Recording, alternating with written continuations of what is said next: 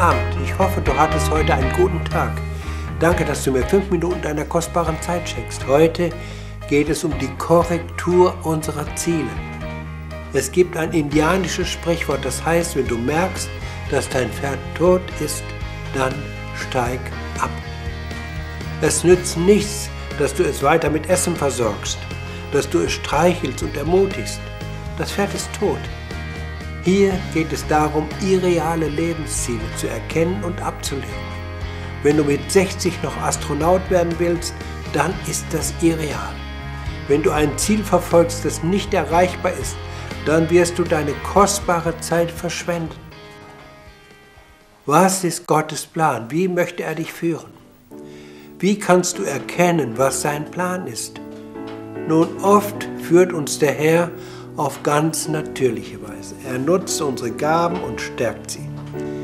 Manchmal muss er erst einmal unsere Persönlichkeit stärken, damit wir uns trauen, was er von uns möchte. Und manchmal führt er uns über unsere eigenen Möglichkeiten hinaus. Das tut er besonders gern, wenn wir beten: Herr, erweitere mein Gebiet.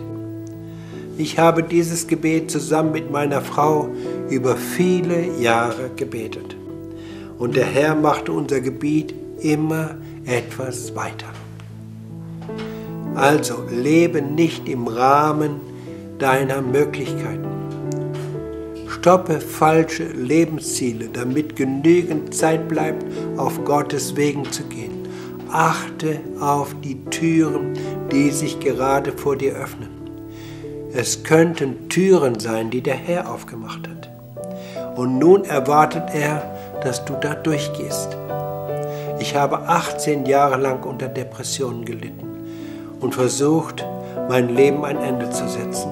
Und zum Schluss 7 Monate lang die Nahrung verweigert.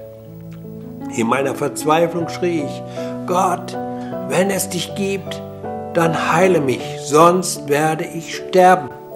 Wenn du kommst und mich heilst, dann stehe ich dir zur Verfügung mit allem, was ich bin und habe. Gott kam und heilte mich am nächsten Tag, während ich im Auto zu meiner Firma fuhr, und überschüttete mich mit Liebe. Ich war auf der Stelle frei von Depressionen.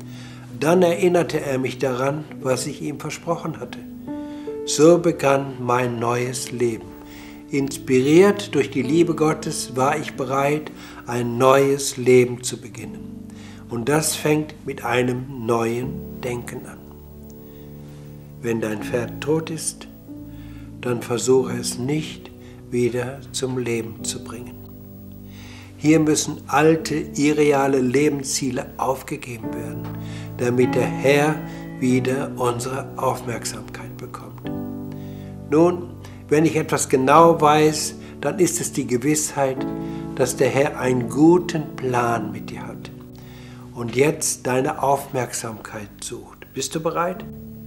Steig ab vom toten Pferd und lass dich inspirieren vom Heiligen Geist. Was hat Jabez gebetet?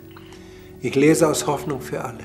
Aber Jabez betete zum Gott Israels und rief: Bitte segne mich und erweitere mein Gebiet. Steh mir bei mit deiner Kraft und bewahre mich vor Unglück.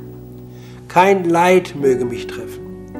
Und Gott erhörte sein Gebet.